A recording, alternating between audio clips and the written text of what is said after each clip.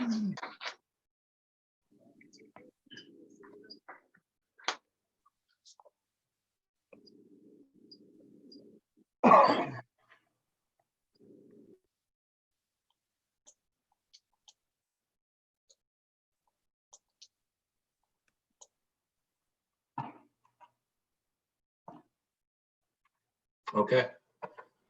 All right, good evening. Welcome to our Wednesday, June 17th council meeting. Once again, we're holding this electronically during the emergency.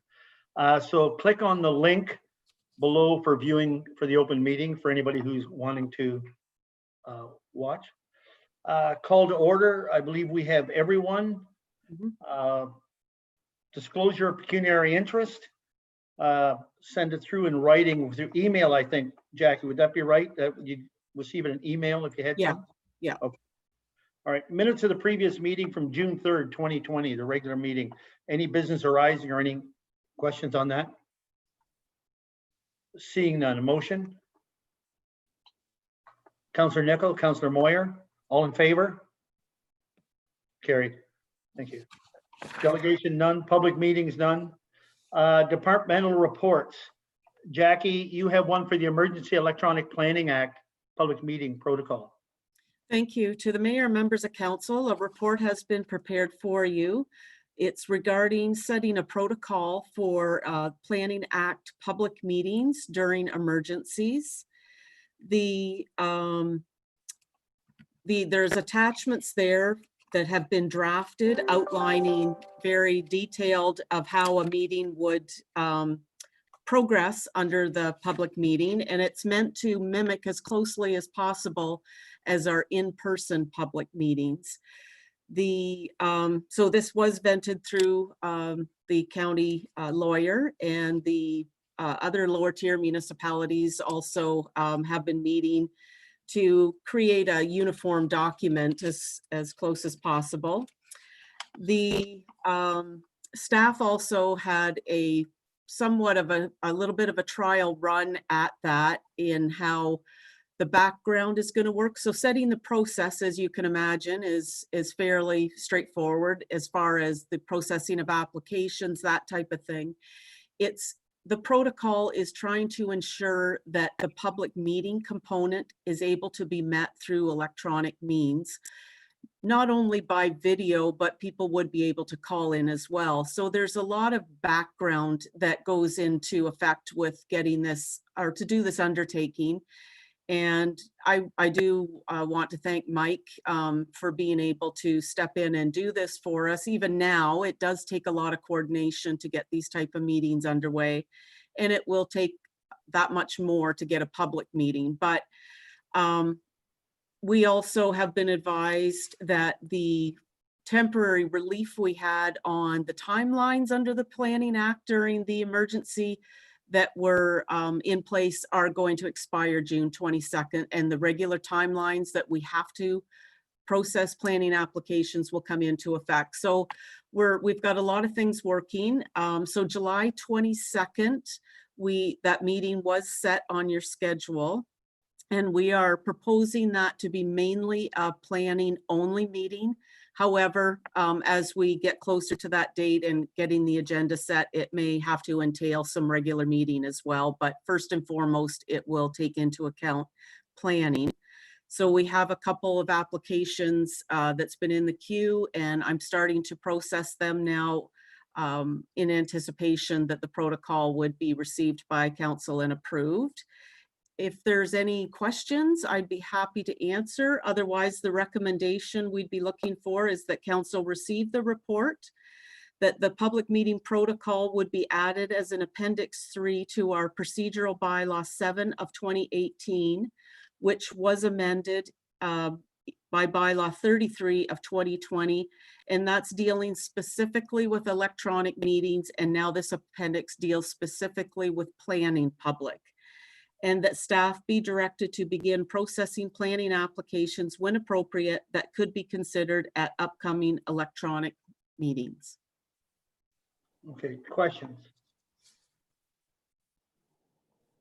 No questions on it? I do have one, and I guess this is for all staff, whoever wants to answer. is there any chance that you think that this could become a live meeting, like an in-person meeting by the 22nd? It's a possibility. I think just the way things are starting to evolve, I think we're taking that into consideration as well. And part of the notification to that's going out to the applicant, as well as the mandatory surrounding abutting neighbors of the subject property, we have put a notice on there to that effect. So that if it does change, that to watch social media, to call the municipal office if they were wanting to participate, and we would do our best to make sure we're keeping everybody in the loop. But it's going to be a work in progress, definitely, for this first one. Okay. But I agree, we do have to get going on some of these planning files that people have been waiting for. Any other questions from staff or from council? Any questions? We have a recommendation in front of us. Moved by Councillor McClinchy, seconded by Councillor Keogh. All in favor? Carried. Thanks, Jackie. Passing of accounts. Tracy. No, we do have one more report, Oh, Mayor. sorry. I'm sorry. Oh, I missed Greg. Sorry, Greg. That's okay. It's the 2019 year-end activity fire department. As Mayor, members of council, you have in front of you a report highlighting some of the activities of the fire department in 2019. Are there any questions about it? Questions from council? No questions? Yeah. Councillor Moyer. Councillor Moyer, go ahead. Thanks. Just wondering, looking at the type of calls now, it looks like structure fires and open burns, and that's really the minimal calls now, more of auto extraction, medical assist. Is that going to change the type of equipment that we're looking at? No, we have to maintain the equipment. We do try to train to what we consider to be the bread and butter kind of calls. So medical training is every year. We've introduced naloxone and EpiPen into our service. Auto extrication is ongoing through the nice weather. But we also have to be prepared for the structure fires, because those are the most dangerous situations that we will get called to. So it doesn't really affect the equipment. Just try to tailor our training to what we need to. Yeah. So the medical assist seems to be getting larger though, right? It has last year. This year, I would say it's probably down, because we've reduced what we're going to based on the recommendations from EMS. We're only going to VSA calls at this point because of the pandemic. Thank you. Any other questions? No other questions?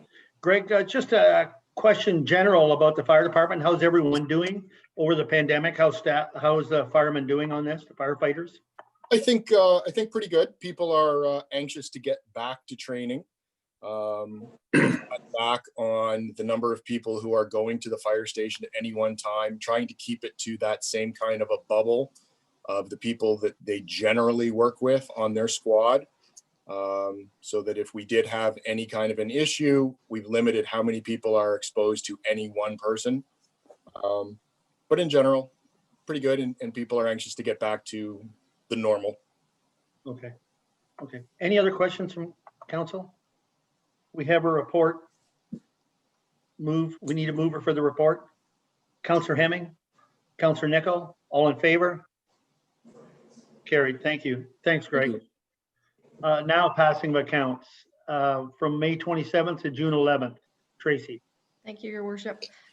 This report is recommending the payment of the bills and accounts in the amount of $1,431,582.68. Is there any questions on the AP? Deputy Mayor. Thank you, Mayor Rob. I guess my question is for the CAO, Jonathan Graham. Jonathan, did you get any feedback on the quality of the gravel from McCann Ready Mix, given that this is their first endeavor for our municipality? I haven't seen the reports yet, or through your worship, I haven't seen the reports as of date, but they have been tested, and that's what you see is the invoice there. So I've kind of left it to the operations manager, Brad Davies, to try to coordinate what's going on with those. We did have some issues, as you're aware, with large rocks being in that, but they pulled them out. But otherwise, it seems that they met the quality that we needed. So there's further, I don't want to say cost recovery, but there's further investigation that we'll be going through in the next couple of weeks to make sure that that product was sufficient. Thank you. Other questions? Councillor Keogh, did you have a question? Go ahead. I do. Tracy, I just have one question. I have to apologize. I didn't get a message to you earlier. I noticed, I'm just trying to find it here now. There was a payment to Pastelto with regards to the larvicide application. Will we be expecting another one, or is that all inclusive of the 2 applications? I can speak to that. Sorry, Jonathan. We are most likely going to see another application. Okay. We had a wetter season at the beginning of the year that required a second application. Right. I will follow up with Donna. She's the one who has carried this over for a couple of years. Yeah. In terms of it was a helicopter application or if it was a ground application. And that's really the biggest difference. So we budget for 2 helicopter applications, but I'll confirm and respond to council tomorrow. Okay, no, thank you. Okay. Any other questions? Other questions from council? No, I would just ask on that the disc mower that we bought, was that within our budgeted amount? So that was within the budgeted amount. Okay. The purchase price, there's a caveat to it. The purchase price was above, but we didn't do the trade-in with that one. So when we do the trade-in, it will take us down within the threshold that we budgeted for. Okay, thank you. Any other questions? We're looking for a motion to pay our accounts. Councillor Keogh, Councillor Moyer, all in favor? Carried, thank you.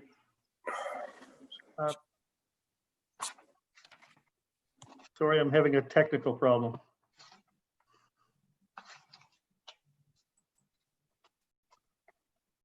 Committee reports. I don't think there's any committees that need to report, is there, at this time?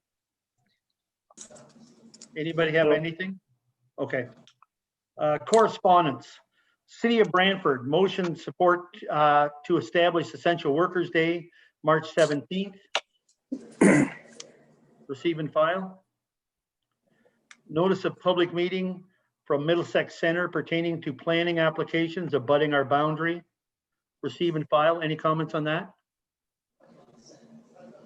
Town of Orangeville, motion support for changes to the training requirements for the OPP. Nothing? Receive and file. D, the Elks Craig Historical Society request a one-time grant to assist with operation of the museum and its holdings. Staff want to speak on this? Because did everybody see the letter? I can speak briefly to it through your mayor. Just- Just that we did, I know it was brought up at the last council, and I just do want to inform council that was only sent to council, and staff did not have it. That's why we brought it to this meeting for discussion and direction on that. There's not much more to say on it, but we'll leave it to council for direction at this time. Okay, so questions from council or comments from council? Deputy Mayor Cornelison. Thank you, Mayor Rob. In reading that letter, I don't know about the other members of council, but it seems to me that the letter has evolved somewhat, because originally I thought the ask was specifically for the purpose of hiring a summer student. And that seems to have changed a little bit now. And I guess I'm not clear on what the ask specifically is, because as you know, as we had discussed previously, that there's certainly there are grants available and through leads and then community employment choices to hire people, at a low cost to the employer to do the job. So I think those are areas that they need to explore. I know they applied for grants, but I think they need to also go to those other 2 organizations should they wish to hire and talk with them. Other comments? Councillor Moyer? Did you have, no? Councillor Nickel. And then Councillor. Yeah. McKim. I really feel that the letter wasn't clear. It was a very substantial amount of money that they were asking for. but it didn't really explain what that money was being used for. It mentioned a student, but it didn't say specifically that that's what that money was for. I feel like a lot of people are having a hard time, and yes, I believe the history in the museum is important, but I also believe a lot of other things within the community are important. And I really feel that without more explanation, we'd have to be very careful about agreeing with that and not saying to everybody else that we're open to them as well. Thank you. Councillor McClinchy.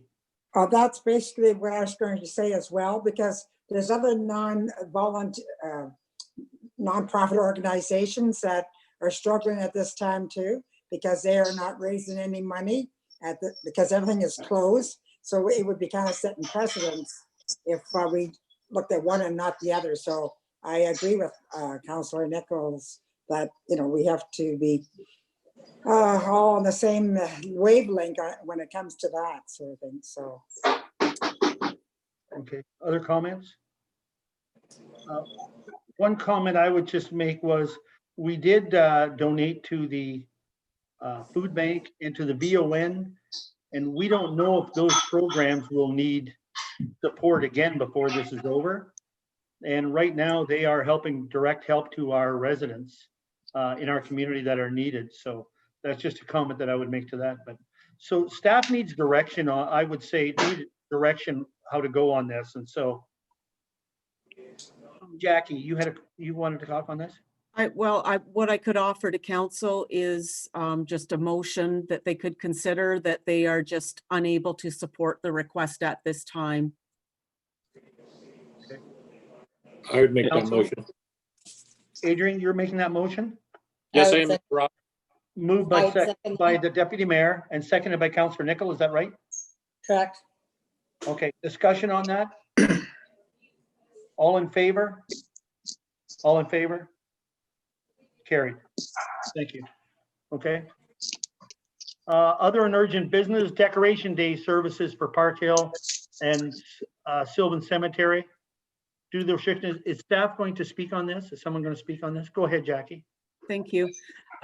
Again, another event that's come up that we just not thinking about it last week, and with the current restrictions in place and the upcoming Decoration Days that are normally celebrated in July, we think it would be in the best interest of the municipality to cancel those events for 2020 and hopefully be able to resume that event next year as well.